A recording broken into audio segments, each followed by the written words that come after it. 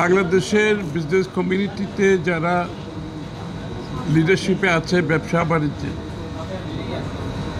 তাদের প্রায় সকলে আজকে এখানে উপস্থিত এবং বাংলাদেশের অর্থনীতির চালিকা শক্তি হিসেবে যে বড় বড় ব্যবসায়ীরা আছে সবাই কিন্তু আজকে এখানে এসছে এবং আসার পেছনে এখানে দুটো কারণ আছে। একটা হচ্ছে আমাদের এলডিসি গ্র্যাজুয়েশন, একটা হচ্ছে আমাদের লেবার ইস্যু।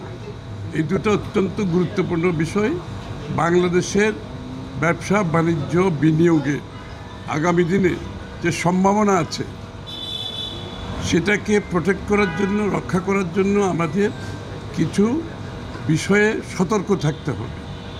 তার মধ্যে একটা হচ্ছে লেবার ইস্যু, একটা হচ্ছে এলডিসি গ্র্যাজুয়েশন।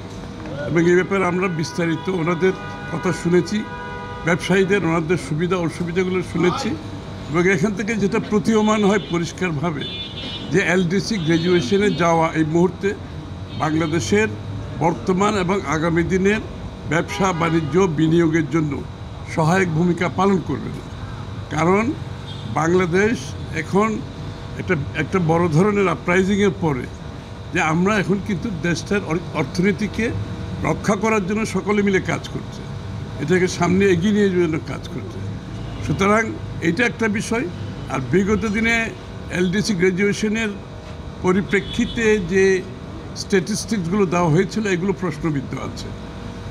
তো সব কিছু মিলিয়ে বাংলাদেশের ভবিষ্যৎ অর্থনীতি, বিনিয়োগ, ব্যবসা বাণিজ্য যদি আমরা অব্যাহতভাবে এগিয়ে যেতে চাই, যে নতুন বাংলাদেশের স্বপ্ন আমরা দেখছি, তাহলে এই মুহূর্তে এলডিসি গ্র্যাজুয়েশনটা আমাদের স্থগিত রাখার জন্য সবার আমরা আলোচনা করেছি। এই মুহূর্তে স্থগিত রাখার প্রয়োজনীয়তা আছে এবং এই ব্যাপারে ওনাদের এটাও মতামত দিয়েছেন যে এই সরকার বর্তমানে যে এলডিসির বিষয়ে একটা চিঠি দেওয়া দরকার ইউএনকে, জাতিসংঘকে, যে কি এটার বাংলাদেশ সত্যিকার অর্থে এখন রেডি আছে কিনা, এই মুহূর্তে রেডি আছে কিনা, যে বর্তমান সরকারকে অনুরোধ করা হচ্ছে তারা যাতে চিঠি দেয় এবং ইউএনের রিপ্রেজেন্টেটিভরা এখানে এসে সরেজমিনে দেখে বাংলাদেশের রেডিনেসটা এটা প্রত্যক্ষভাবে দেখার প্রয়োজনীয়তা আছে।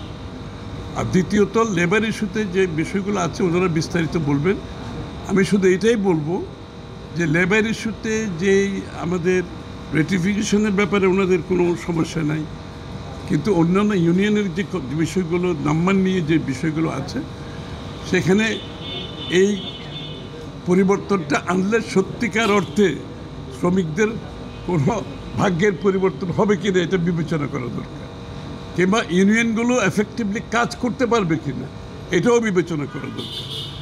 কারণ এইগুলো বিবেচনা না করে তাড়াহুড়া করে যদি সিদ্ধান্ত নেওয়া হয় তাহলে আগামী দিনে একবার যদি একটা ব্যাড মেসেজ যায় দেশের ভিতরে, দেশের বাইরে, এটা থেকে বেরিয়ে আসা খুব কঠিন হবে।